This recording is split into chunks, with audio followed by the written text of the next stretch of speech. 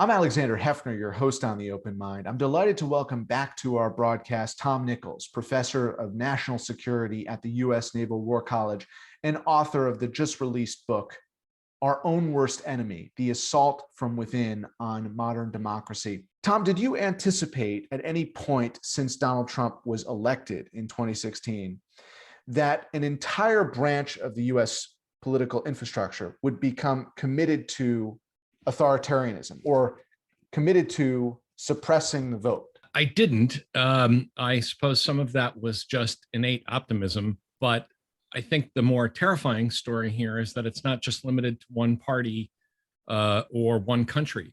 The growth of liberalism and authoritarian versions of populism have been on the rise around the world, including in places that we would think of as consolidated democracy. I mean, obviously, places like Russia and other places where democracy didn't really get off the ground have had their troubles, but we're really seeing the growth of illiberal, anti-democratic movements in the UK, in Brazil, in India, in the United States, and even in the UK, Poland, the Czech Republic. This is for the United States national problem, and although heavily concentrated in one party, no doubt about it. But it's also an international. Tom, it was on our broadcast in 2018 that you made reference to the potential for a global pandemic. And you said specifically that maybe only in the circumstance of a pandemic would we become more alert as active citizens. In effect, that would wake us up. And maybe it did ultimately, maybe it hasn't still. What's your verdict on that? Yeah, thanks for bringing that up, Alex. It's an expert prediction I got wrong. Well, right and wrong. Well, and I had actually suggested that three things could snap us out of our kind of self-absorbed torpor, and those three things were a war, a depression, or a pandemic. And it just didn't happen. I mean, we retreated to our camps. We turned medical science into a partisan issue. I think that was going to happen to some extent, no matter what, but I certainly didn't count on an administration being in power that would actually use a national emergency to be divisive and partisan, and eventually to try to use it to save the skin of a sociopathic president. And so that part really surprised me. I mean, I'm 60 years old. I'm used to periods of national tribulation where whatever our differences, in the end, we pull together. Even after Vietnam, we kind of healed the country at some point. 9/11, the Great Recession, the oil shocks of the 70s, we somehow kind of came out of it stronger and linking arms and trying to be a better country. And that simply didn't happen this time. I mean, the wound, I think, from this pandemic was deep, but it exposed a pre-existing condition, to use a medical term. In thinking about your book and thesis or theses in the context of the United States, and I do understand that it's a global trend, and you and Yasha Monk and Ann Applebaum and others have written most compellingly on it, is our own worst enemy to you fundamentally the idea that we're voting for that gluttony, we're voting for the self-absorption, we are actually making a decision of our own volition to not inoculate ourselves, to instead kill our democracy? Yeah, I like the way you put it, Alex, because one of the things that really has depressed me about debates over democracy in the past 10, 20, 30 years even, if you look back to the end of the Cold War, is how often we remove any sense of agency from the voters. Well, the Russians put a lot of memes on Facebook, so the Russians stole our election. No, that's like saying that because there's junk food on every corner, you had to eat it. You made a choice. You went to Facebook. You went to looking for the memes and the jokes and the crazy videos that would confirm you in what you already thought. I'm one of the folks that really pushes back hard on stolen election narratives about Russian propaganda interference because the Russians didn't change any vote totals. They didn't go in and steal any voting machines. None of that stuff happened. They put plates of poison out there on the common table, and we ate it up because that's the kind of society we've become. And we did it voluntarily. Right. And millions of Americans volunteered to re-elect an American creed of authoritarianism in Donald Trump. And that is what you identify as, dangerous, and, whether or not it's irredeemable, is it rectifiable? Can we rectify it? Because you referenced the politicization of the pandemic, the self-absorption and wanting to care for the Republican governed states and to deprive the so-called blue states or Democratic governors of critical protective equipment.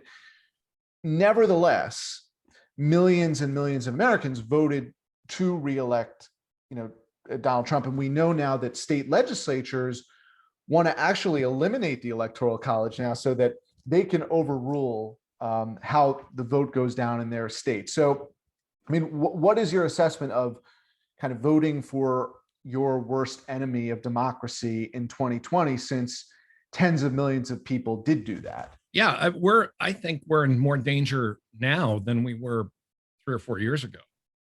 I genuinely believe that. I mean, I think people who focus on the personality of Donald Trump and his kind of, capering and mugging and, again, sociopathic weirdness, are missing the point that tens of millions of people are in the grip of what I talk about in the book. And again, I don't want to both sides this too much, but it is a national and long-standing problem of narcissism, where people simply cannot stand to lose elections. They cannot endure being told they're wrong. This was a theme, we talked about when you and I talked a few years back about the death of expertise, is that people simply cannot endure the idea that they are wrong about anything because they have welded their sense of themselves, their personalities, to what they believe, especially about politics.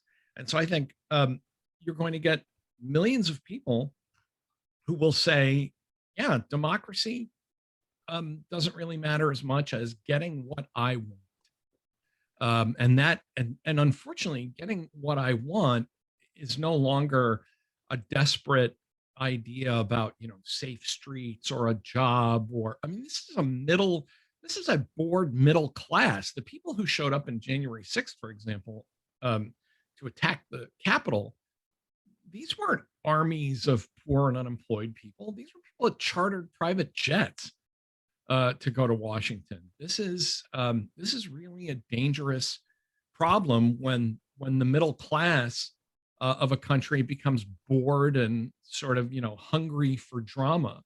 And so I think that I think that there are millions of people who will basically say, sure, if the election doesn't go my way, overturn it.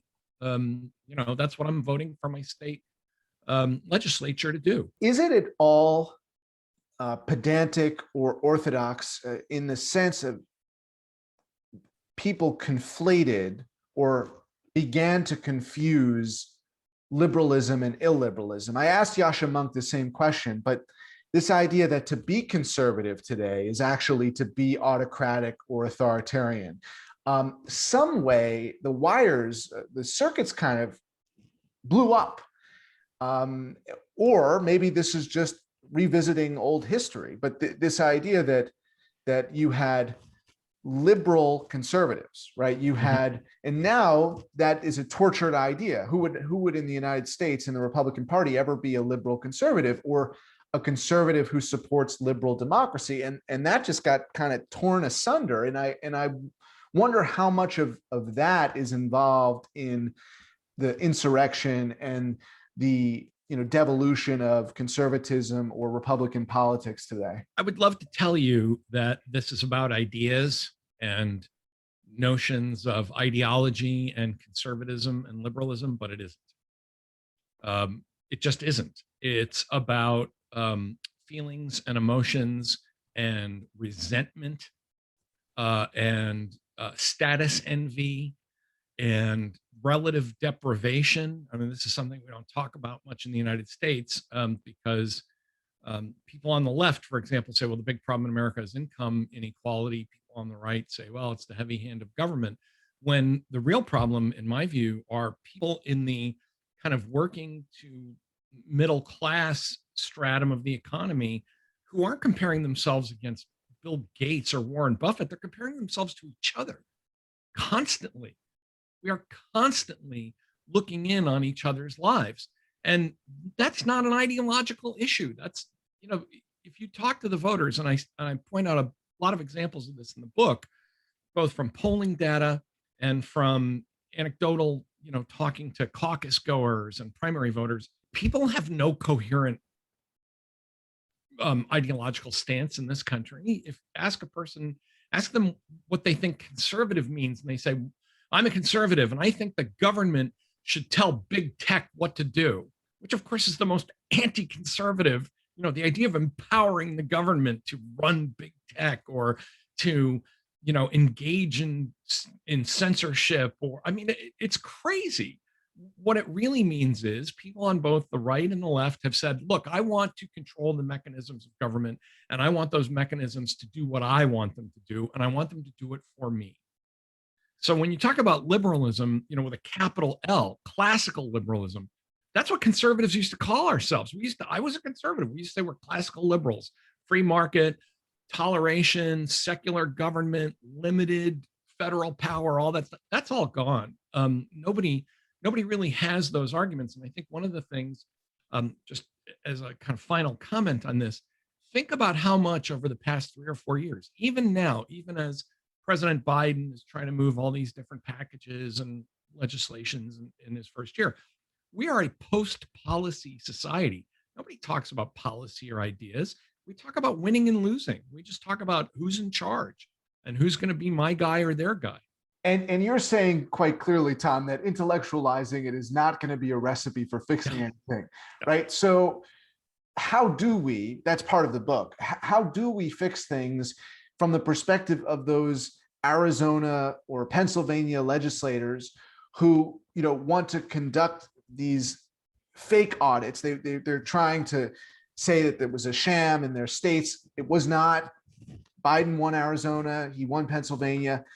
Is the way that you approach those legislators the same way you approach the people who insurrected on January 6th? I mean, I don't think we're going to solve the problem by just ignoring the people, whether it's those state legislators who want to, you know, impose this kind of anti-democratic dictate, or whether it's the actual people who invaded the Capitol, right? I mean, just ignoring the problem isn't going to correct anything. Part of my pessimism is that I have really come to believe that for, you know, some, I don't know, 30% of the public, they are not coming back. They're done.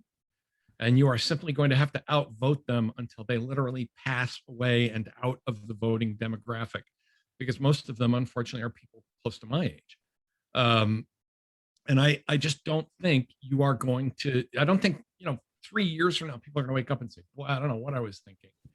You know, part of the story we've told ourselves during this rise of authoritarian politics in the United States is, well, and I was part of this. I said, you know, the fever's going to break. People will have a moment of clarity. They'll understand. Suddenly there's going to be this, what am I doing here in Washington with, you know, a gun? That's not happening. In the book, I put forward a few ideas, but mostly you know, again, I hate to say that I had to resort to kind of pleading with my fellow citizens to robustly and publicly defend civic virtue and democratic ideals as a way, for example, of shaming those Arizona legislators. You know, to say, look, this is not about budgets. It's not about Venezuelan voting machines and bamboo ballots from China. Shame on you. This is about the Constitution. And you know, I actually was encouraged because there were Republicans in Arizona and in Georgia who both stood up and said, wait a minute, you know, I am no friend of the Democratic Party. I didn't vote for Joe Biden. I don't want to do that. But this is this is un-American. And, we've taught ourselves over the years to never use that phrase, to never question someone's patriotism, to never use the term un-American. I mean, Joe McCarthy dirtied up that term pretty well 60 years ago, 70 years ago. And so, but I do think we have to somehow turn even to our neighbors and to say, no, I am not going to tolerate this view. I'm not going to have a conversation with you about how Joe Biden and Hugo Chavez stole the election. I think that's the only way to put those guardrails back, is to be vocal and to be definitive in a way that we used to. In the book, I talk about what happens when your neighbors that you might like turn out to be bad citizens, because we really have to confront that the guy that lives next door, you wave, mow your lawns, you have a beer together, but at some point you have to be able to say, you're my neighbor and I like you well enough, but no, I am not going to agree with you that the government should be censoring Facebook, and that Newsmax is real. I've had that conversation with close friends. I have a close friend who says, I only watch OAN. I said, then you are literally poisoning yourself. And he didn't take that well, but I think we owe that to each other to say those kinds of things. So your Dr. Nichols' first prescription here is to be direct and honest with neighbors and fellow citizens about whether you're poisoning yourself with disinformation or misinformation. What is the point of a constitution if we are not going to engage in its full-throated defense when it matters? I'm tired of people saying, well, politics is uncomfortable. Yes, well, this is an uncomfortable time. And I don't encourage, I just want to be clear. I don't encourage like walking up and down the street and saying, hey, who did you vote for? And I want to have a fight with you. But, I've had it happen in my own life where someone I respect, I'll give you an example, someone I respect a lot, who I think of as an intellectual, is a good guy, but we've known each other a long time. He said, yeah, this election, shady, a lot of shaking. And I said, look, we've been friends for a long time. You're wrong. And I said, people trust your opinion. And I said, what you are suggesting to your fellow citizens is poisonous and wrong. And I said it. And if you care about the Constitution of the United States, you should stop saying it. You should. I don't think he's ever going to change his mind.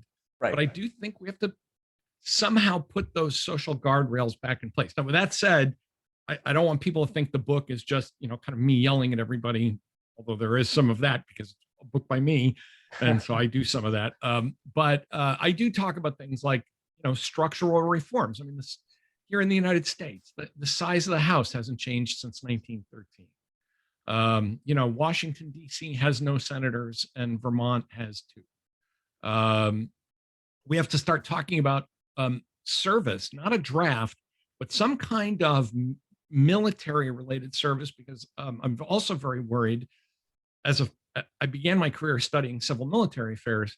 And I should say, by the way, that I work, in the Defense Department, but I don't represent any of the views. I'm really worried about the creation of a new class of Spartans who think of themselves as better than the civilians because we have outsourced wars and imperial policing and national duty to a ever smaller pool of people who have come to think of themselves as both heroes and victims at the same time. So I have a lot of prescriptions in the book, but the first one is to begin with saying the Constitution matters, the values of the Constitution matter, the values of a liberal society matter, and we need to say it. And I was a bit surprised about some of the structural elements, because I know that you are conservative in the way that we used to understand conservative. And I think you're recognizing, which we should say means resistance to dramatic change and tinkering with institutions. Yeah, that's absolutely. But you're someone who has said, for instance, that the notion of expanding the Supreme Court is unlikely to be realized. But you are acknowledging the structural necessity to represent people where they live. In the case of DC, the DC versus Vermont versus North and South Dakota comparison. So you are not proposing new amendments to the Constitution, or possibly yes, but the the conversational element of what is prescriptive is not going to be sufficient structural. So you're really a great person to ask, how do you feasibly approach the structural change, knowing the gridlock that exists even within the Democratic Party and Joe Manchin and Kristen Sinema as the obstacle to Joe Biden's agenda right now? This is where I'm going to direct a lot of my comments to my friends over on the left. One of them is pick your battles and then concentrate all of your efforts on something that's winnable. I have had so many discussions with people about the Electoral College where they say we have to get rid of the Electoral College. It's got to end, and it's unfair, and it's okay. I actually think there's a reason for the Electoral College to exist. We are a federal union of states. It wouldn't break my heart if the Electoral College went away. I used to be a much stronger defender of it, but it's not going to happen because the mechanism of constitutional change means that, my home state of Rhode Island, which has a whopping, 4 electoral votes, they're not going to vote to let the Electoral College go away and turn Rhode Island into, a campaign stop as a suburb of Boston. I mean, we have 4 electoral votes. We're not going to give those up. Wyoming, Vermont, Montana. This isn't just right-wing states. Underpopulated or small states are going to, or I shouldn't say underpopulated, but loosely, sparsely populated states are not going to give this up. So stop having dramatic, screechy arguments about the stuff that isn't going to happen. I think there's a great case you could make as a bipartisan case for expanding the House, because the partisan issue there, I don't think, is as clear. I'm not sure that Democrats really win a lot that way, but it changes the dynamics, and it would force members of Congress to, not be in these big blobby districts. Again, gerrymandering. We have to get rid of gerrymandering. Let me break everyone's heart and say, you're not going to get rid of gerrymandering. You're not going to have computer-drawn districts unless you change the Constitution. And Democrats and Republicans alike love gerrymandering, and they're not going to let it go. So what can you concentrate on instead? So in this post-policy world, and you and I spoke in Sydney, Australia at the Post-Truth Initiative, and now we're post-truth and post-policy, but hopefully we're not post the possibility, the prospect of structural reform.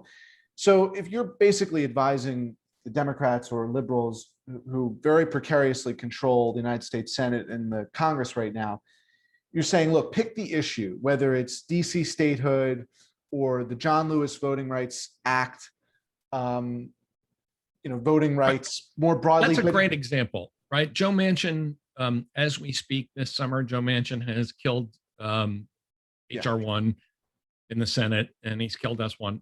Okay, instead of having long, windy arguments about Joe Manchin, because remember, the most important thing about Joe Manchin is that he's a vote to prevent Mitch McConnell from being the majority leader. No matter what else you say about Manchin, he caucuses. This is something I try to explain to students. Think about who's caucusing with whom and who supports which leadership. Manchin and Sinema, you can aim boiling oil at them all day long.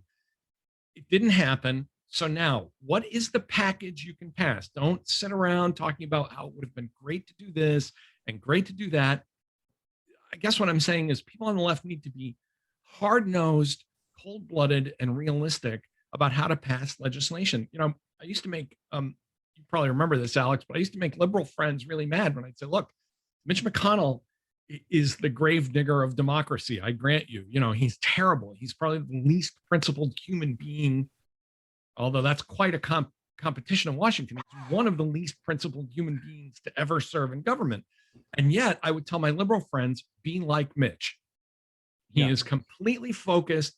He holds his coalition together. He passes the things that he thinks he can pass in small increments and piles up those wins. And I think Democrats really have to get over the idea that you're going to save democracy in a day. We didn't get here in a day. It took us 25 years to get like this. Bottom line, Tom, is you think that statehood, DC statehood, is a far more achievable proposition than expanding the Supreme Court. Yes, and I also think expanding the Supreme Court is just a bad idea. You made that allusion to your conversation with someone who said this past election was shady. And I just wonder how you relate that to the narrative around 1960. I mean, and also 2000, but the kind of accusation or allegation about shadiness, Right. it was folklore, and it wasn't really in the historiography so much. I mean, if you pick up an Alan Brinkley or David Brinkley textbook, you're probably not going to see allusion to, Kennedy stole Illinois, right? And there was funny business going on in Chicago. But he might have. Right. I actually brought this up with he said, this is like the election of 1876. I said, or I don't know, 1960, 2000. Yeah. I said, this is what I think what a lot of these folks are saying is and I think we're reverse engineering a lot of our beliefs about things based on our tribalism. Because the election didn't go his way, he is reverse engineering a reason that it couldn't have gone that way. And I think millions of people are doing that instead of simply saying, sometimes you win, sometimes you lose. We are catastrophizing every election. And I talk about this in the book. We have to stop going into every election saying, this is it. This is the one. This is the, and I actually did that with 2020 because I did believe it. I thought a second term of Donald Trump was not survivable. But if you're one of the people who said Joe Biden, is the end of American democracy, then you really need to, take a deep breath and get a grip on yourself. Fair enough, my friend. Tom Nichols, it is always a pleasure to see you. You are most insightful and direct in your recommendations. Thank you, as always, and I hope to see you in person soon. Out there in Newport. I'd like to see you out there in Rhode Island. I'm going to come pay a visit. In Newport and New York, hopefully. It was good to see you again, Alex. Sounds good. Be well. Please visit the Open Mind website at 13.org/openmind to view this program online or to access over 1,500 other interviews. And do check us out on Twitter and Facebook at Open Mind TV for updates on future programming.